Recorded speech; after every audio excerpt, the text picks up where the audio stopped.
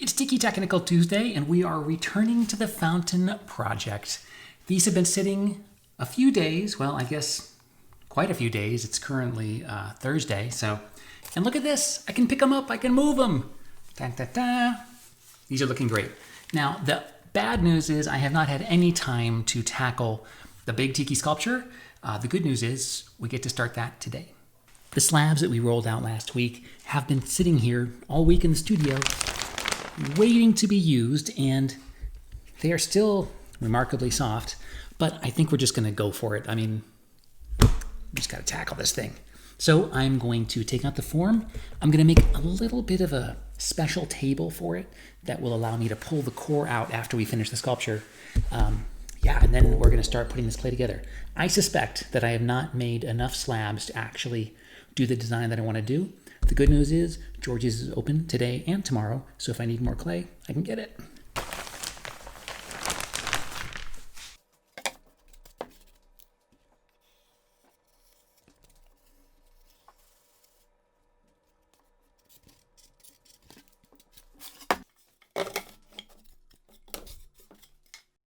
Okay, astute viewers of part 1 of the Tiki Fountain Project will notice I forgot a critical step at this point. I'm not going to say what it is. If you know, then you know. If not, I'll be addressing it towards the end of this episode. This is also our first peek at scoring, slipping, stitching, and compressing, which we're going to be doing quite a bit this episode.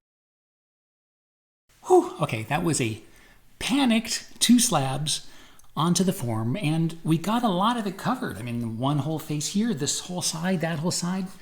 That's pretty good. So definitely, I think it's just going to take 1.5 more slabs to finish this. The good news is we have 4 more slabs. So I think that we're going to have enough clay to finish the sculpture. Oh, I hope.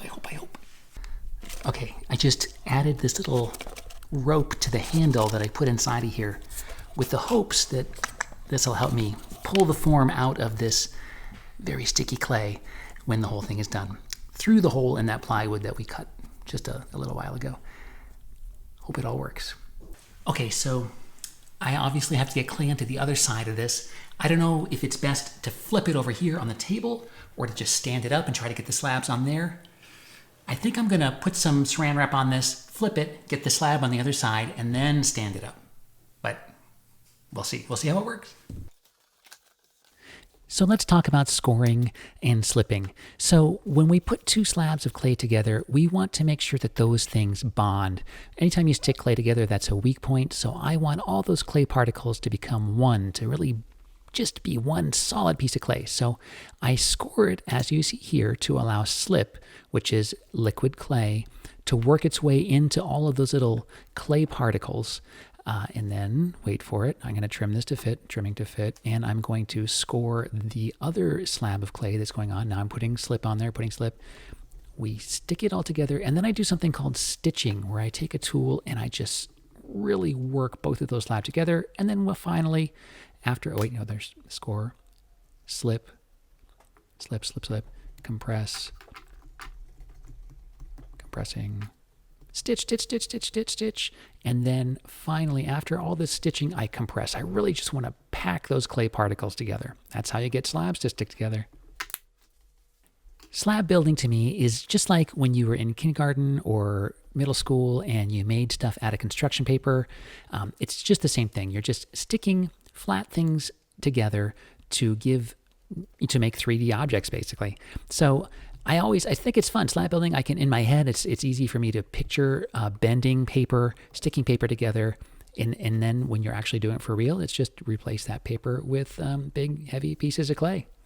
Again, lots of scoring, slipping, compressing. We're going to try to stand it up. At this point, I think I've got about 35 pounds of clay on here. When we're done at the end of the day, this guy's going to weigh over 50 pounds easily. Okay, so here is where we're at. I have it standing up miraculously, and like 95% of it is covered. I still need to get clay over this tippy top right here. I'm going to make actually a little kind of small bowl on the top for birds on the top of the thing. And then I've got to add, I wanted to add the hands. There's going to be hands like so on each side, hopefully, and of course the face. Now, in addition to the clay that we've used, we still have all of these scraps right here. These are good scraps, totally usable, and two entire slabs, actually two and a third slabs, two and almost a half. So I don't want to jinx it, but I really feel like we have enough clay to do this.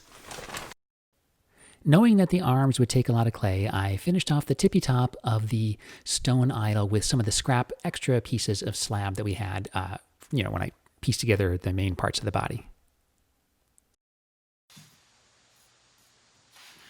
Okay, again, super happy with this thing.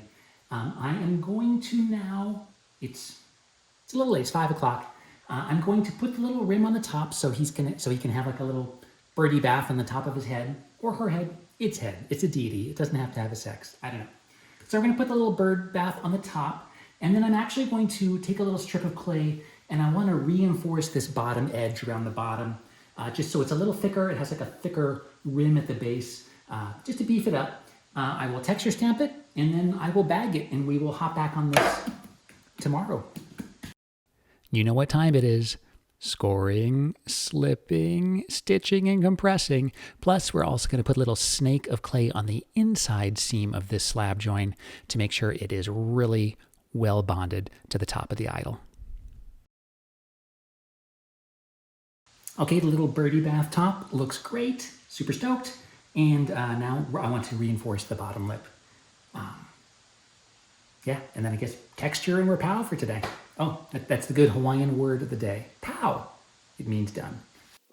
I reinforced the bottom of the sculpture by using up the rest of the scraps from today, cutting them to strips, scoring the bejesus out of them, and of course, using lots of slip to compress them and stick them on. Alrighty, it is a beautiful Aloha Friday, and today we are going to finish this fountain sculpture, as long as we have enough clay. To start, I have taken out my 1/1 scale drawing, and I'm going to do some paper templates to do the nose, forehead, and arm sections. Let me take a minute here and talk about how essential calipers are anytime you're transferring a drawing or checking proportions on a sculpture. Your eyes are unbelievably tricky, and they will lie to you. Things will look balanced or correct when you look at them, but they aren't. Calipers never lie. So I'll use a caliper and I mark off all the center lines and the position of all the things that I need to put on the sculpture. Next up, I'm actually going to cut up my 1/1 drawing and use the paper bits as templates over the slabs we rolled out earlier. For the arms, I had a front view and a side view, but I wasn't quite sure if they would actually work when joined together. So I cut out my front view, my side view, taped them together, and just held them up to the actual sculpture to check the scale. And it worked out great. Now, before I dove in, I then took that paper template and I made sure that I had enough clay. I think we're good, so it's time to actually cut out the pieces. I'm going to start here with the face. Now there's going to be a face on each side, so using some extra scrap slab here, I have to get a forehead and a nose times 2, one for each side of the sculpture.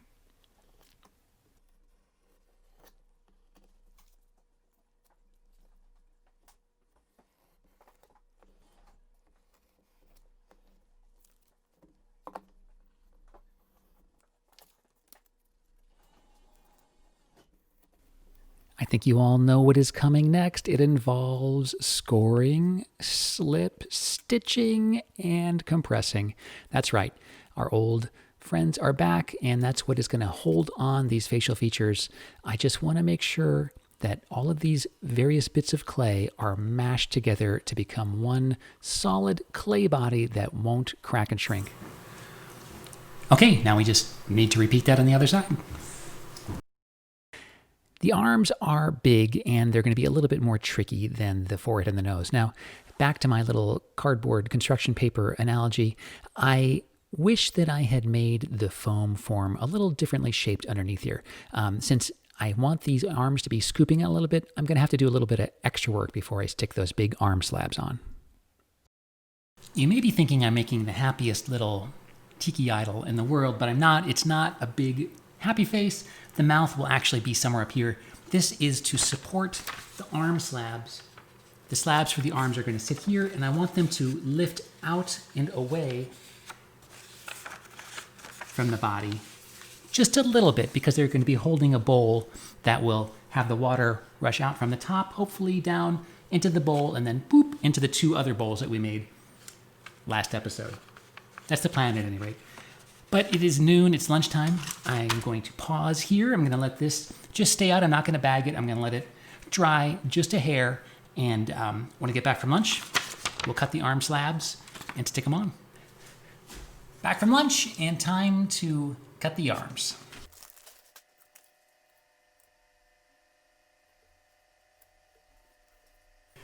I'm just gonna kind of lightly trace it first to make sure that I have enough before I commit, because this is it for the clay.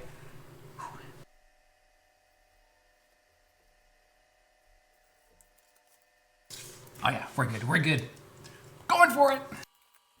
So I'm gonna be using that same arm template 4 times and just flipping it over, so we have basically 2 right arms and 2 left arms.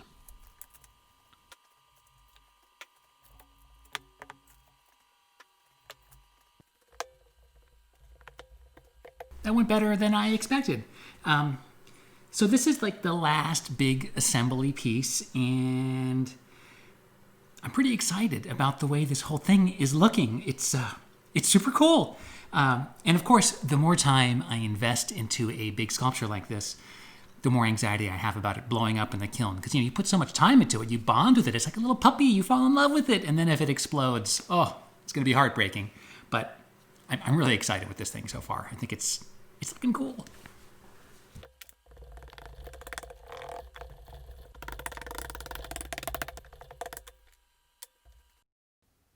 All right, it's the big moment, sticking the largest slabs onto the form. I'm not going to lie, I did kind of go over this in my head, trying to fall asleep the night before. It's stressful. They're big, they're heavy, they kind of get squirrely when you're trying to push them on at the slip. But overall, they stuck on really well. The paper templates helped big time with this process. Okay, all right, this afternoon sun is blinding. Hopefully you can see what's going on. We got the arms on. Everything's on now. The big slab attachments are on. I'm really happy. No disasters yet. So what is next? Well, I want to put some sort of little dish in here. The idea is water's going to bubble out of the top of the head of this thing. I want it to flow down through some cracks I'm going to put in the face, and then fill up the little bowl here that will then bloop, fill one of the 2 larger ceramic bowls that we made earlier down here. That's the plan at any rate. So what do I gotta do next? I've got to figure out the eyes. I don't know if I want the eyes to be pushed in or if I want them to come out. I'm gonna put the little mouth on here, do the bowl, then it's all about detailing the fingers. I'm gonna probably break this up into a bunch of stone blocks. Yeah, final touches. We're into the final touches time. It's amazing. So this is the part of the process that I like the most. It's the final fun touches. And one of my big goals, especially when I'm slab building, is to not have this thing look like it was made out of a bunch of flat slabs of clay. So I'm going back in and adjusting the thickness of the slabs to define finger areas. I'm putting a slight roundness to the arm shapes. I just don't want everything to be made out of 5/8 inch slabs. When people look at it, I want it to look like it has some of its own forms, its own mass, its own, I don't know, interesting shapes. I don't want it to be dictated by a bunch of flat pieces of clay. I got to say, this clay body has a great sound when you use these metal rakes and you drag them over the surface. The grog and the sand and the clay makes this really nice rasping noise. It's very satisfying. And for the eyes, I'm using one of my favorite tools, a little plumbing reducer. Love that thing. It's got 2 sizes of circles for the price of 1.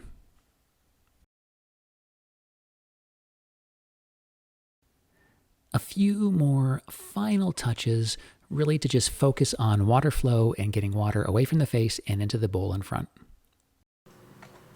Ta-da! Now it's not done. It's not done. I talked to Denise and we decided to not break this up into a whole bunch of blocks. We think that it might just confuse, it might just break up the general shape too much, and we want to keep it looking super cool, and we don't want to take away from the face, because I love the face. Got the little water spouts on here. They're looking fantastic. I'm so happy with this thing. I'm so happy. So what's the last step? Well, it's I think I'm going to spend 45 minutes adding some of the cracks on here, the cracks that are going to be diverting the water from the top down into the little spouts. I'm going to be tidying up some detail, putting on some texture, and then I'm just going to call it. I'm going to loosely bag it for the night and then come back tomorrow for a final detail pass before we just let it slowly dry. And I mean slowly for a couple of days till it firms up enough for us to pull the inner foam form out. And man, I really hope that it comes out. Okay, it is time for final detailing time, and here you get to see a sculpting secret. If you want something to look like a rock, you beat it with the rock. Specifically, one of my favorite rocks that I've found in my backyard back in Hawaii. After that, I'm going to go through, and you can see I'm scribing in a series of cracks. These cracks not only are to help it, look like an ancient piece of stone, but I'm hoping that they will divert the water down the face and into the bowl. The, multi-function cracks. That's the goal at any rate.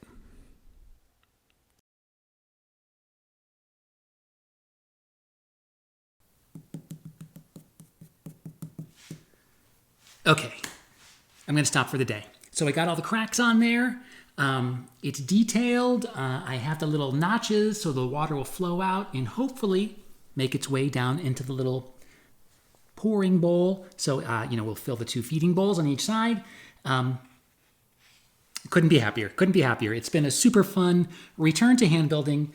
Nothing like, building the biggest thing you've ever made out of clay after taking a 5+ year break from it. So we're gonna let this dry. I'm gonna bag it loosely tonight. The danger is I don't want this, parts that are kind of separated away. This is gonna dry a lot faster than this part. So I wanna make sure it kind of evenly, I want the moisture to evenly leave the clay. We're gonna let that dry like that. Tomorrow we'll check it, see how firm it is. And then we're gonna have to play it by ear on how quickly I can remove the foam interior. Now, we can't leave that foam interior in here because this clay will shrink 11%. Now, that happens when it fires, but as the water leaves, it will shrink. So it might shrink up to 5% just by the water evaporating out of the clay body before we fire it. And if it shrinks, the foam inside will not shrink. So it will crack. It'll destroy itself as it shrinks its way around the foam core. So we want to remove that foam core, but we can't do it until the clay is strong enough to support itself. It's a dance. It's a dance that we have to take, and you don't want to have a misstep on this dance. If I pull the foam out too early and try to stand it up, it could just collapse, which would be a disaster. So we're going to hope that doesn't happen. Anyway, check back tomorrow, add a little more detail, clean it up, and then it's just a matter of drying. I've cut a few holes into this plastic bag to allow it to slowly dry out.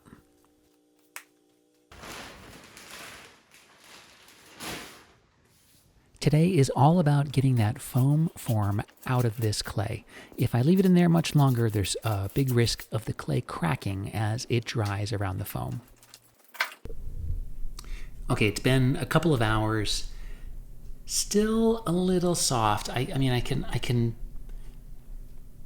palpate the clay a little. It gives a little bit under my finger. So I'm gonna go back inside. I'm gonna have some lunch and let this go for another hour or so.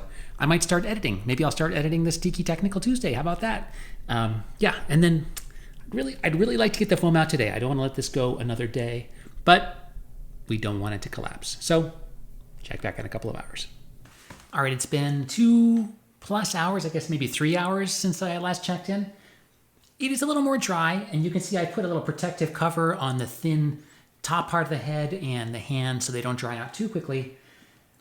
I still don't think it's ready to support its own weight, but I'm going to move it over here onto the stand. And hopefully I won't drop it because it is very heavy.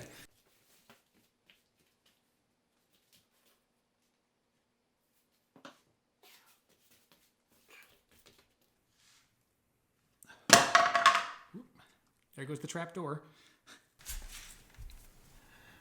Alrighty, well, here's the door that fell out. And you can see the foam form here, sitting in there with my little emergency pull rope.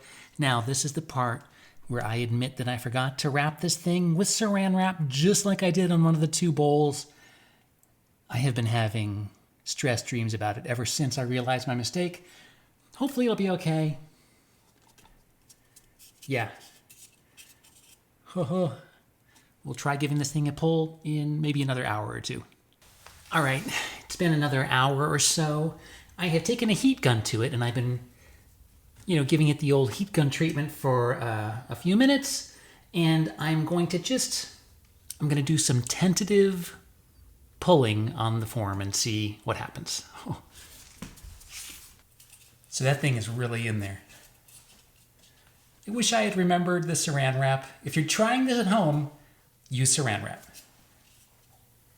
That is not budging. Okay, I put a quick vise under here with a piece of wood, and I can actually have some leverage now to try to use the vise to pull the thing out. Maybe.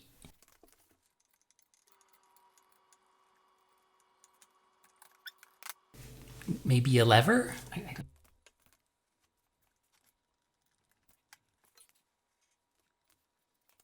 The foam seems like it's going down. I don't know.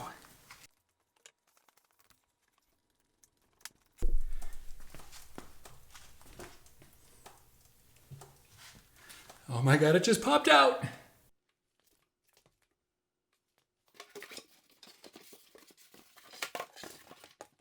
It looks like it may have leaned a little. Man, it's really hard to tell. It's really hard to tell. All right, I'm gonna try to move it to my table.